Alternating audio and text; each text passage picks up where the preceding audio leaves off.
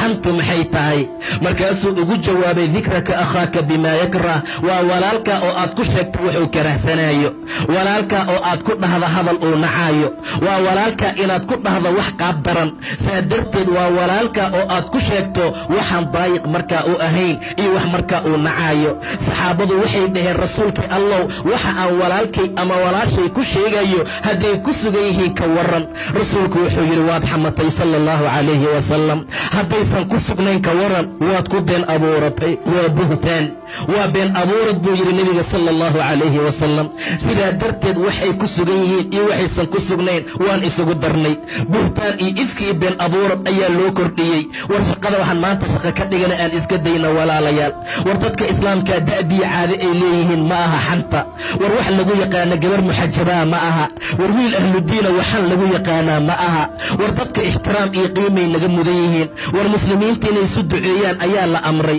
inay ceebaha isku qariyaan baa la amray qof allaala qofkii qof muslima ceebtiisa u qariya ilaahay baa adduuniya aakhira u qariya subxaana wa tacaala war qof allaala qofkii qof mu'min ah kurba ka fayda ilaahay baa ta qiyaama ka fayda subxaana wa tacaala war qof walbaaba qofkii walaalkii danihiisa ka shaqeeya ilaahay baa dantiisa iyo xaajadiisa uga shaqeeya subxaana wa tacaala aadaabtana la baraya fiiriya wanaagga ilaahayna amraya fiiriya subxaana wa tacaala in allaala intaan walaalaheen xaajaadkooda iyo danahooda qaban lahayn waa dhibnay in allaala intaan imaani lahayn oo khayr iyo wanaag aan ku sheegi lahayn waan xamanaynaa in allaala intaan khayrkii wanaagga isu dardaarmi lahayn shartii xumaantaan isu dardaarmaynaa rasuulku haddaysan ku sugnayn waxaad ku sheegaysa waad ku been abuuratay buu yidhi waxaad la timid iftiro waxaad la timid buhtaan sidaa darteed dadka xaaladoodu ay sidaa tahay cadaab buu ilaahay u ballanqaaday waaladiina yu'duuna almu'miniina waalmu'minaat bigayri ma iktasabuu faqad ixtamaluu buhtaanan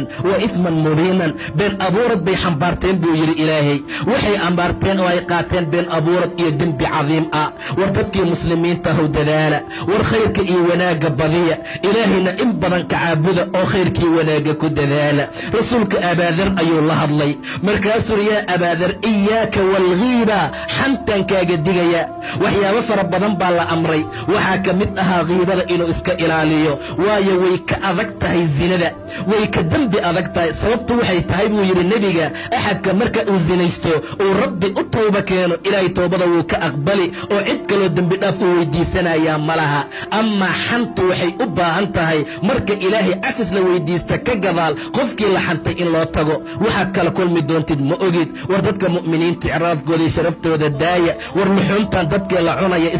iska dhaafno war waxaan maantaan caadada ka dhiganay aan iska dayno war waxaan maanta carabkeenna ku fududaaday aan iska ilaalino wallaahi in badan waxay dadka cadaabka ku galaan waa carabka waxa cadaabka lagu mutaysta waa carabka subax walba xidhnaha ayagoo khushuucsan yay hoos imaanayaan carabka markaasay leeyihiin ittaqillaah war carabow ilaahay nooga baq adigaan ku nahay haddaad toosnaato waa toosnaanaynaa haddaad qaloocato waa qaloocnaanaynaa carabka dhibaato badan oo ba'an buu dadka ku hayaa war waa idinkala digayaa adi iyo xan war xan meel lagu haayo ha u dhowaanin